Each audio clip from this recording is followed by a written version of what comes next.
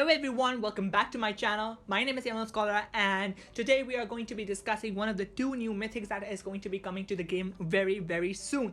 Now when this monster is released, what kind of relics it could equip, what kind of trait it has, what category it belongs to, we do not know anything about this monster yet. Only we have the skills right now, so this is basically a first look slash review slash mini analysis, whatever you would like to call it. So let's just jump right into it. So first of all, we have Brutalizer. Now for Brutalizer, the first move is Amber Overdose, deals moderate physical damage to one enemy.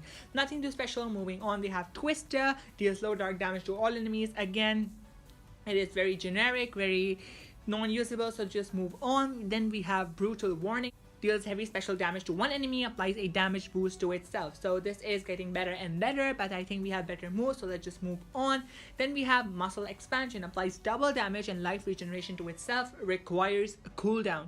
Now this move can be usable, but it is very circumstance based. Now if you have a Megaton monster, or if you have status effects like evasion or something, this move becomes a viable move to run. Since it does not provide an extra turn, it is very possible that you may get denied. It is very possible that you may get some kind of powerful attack and you are knocked down before you have a chance to run your AoE and smash the enemy team out. So I would or would not consider running this move depending on the situation and the kind of monsters I have. For example, I would be running this with if I have Elvira on my team, or if I have my Zerius and I've given myself evasion or something like that, or I have a Megaton monster and I know that I'll be going confirmed in the second turn.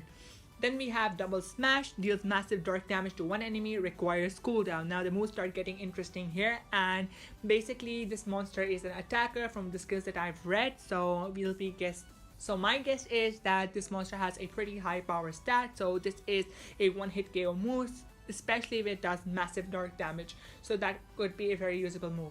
Moving on, we have Merciless Cyclone, deals heavy dark damage to all enemies, applies nightmare to all enemies. Now this is again a very good move that you should be running. Now Merciless Cyclone is an AoE, so it will be dealing heavy dark damage, so I'm assuming that's 45 damage as well. Now you have to consider this monster with 2 level 10 strength runes or something along those lines. With the power stats that these mythics have, this monster will pack quite a punch if you run this move, and on top of that it also applies nightmares, which can be scary as well because they deal damage over time too, so you can count on dealing quite a punch to the enemy monsters. Then we have Full Counter, applies taunt and skill mirror to itself, requires cooldown. Now this could be very useful, and this is also an indicator that this monster may also have a high life stat, because generally monsters which have a high life stat, like basically Armor Claw, this monster is basically like a upgraded version of Armor Claw or something along those lines, so you can compare those monsters side by side. I'm guessing this monster will have a higher stats than Armor Claw, and yeah, basically the taunt and skill mirror is another added benefit that will, reflect all of the enemy's moves back at them, so this is very useful as well. And then we have Thorn Guard, increases his maximum life by 50%, applies a damage mirror to itself, requires cooldown. Now this is also a very interesting move if this monster has, for example, 2 strength runes and 1 life rune, so this could be very interesting to see. If most limited monsters have around 80 to 100k life, and this can basically increase it by 50%, excuse me, so this would be basically increasing his life to 150,000 or something along 175,000 lines, so that would be very hard to take out as well.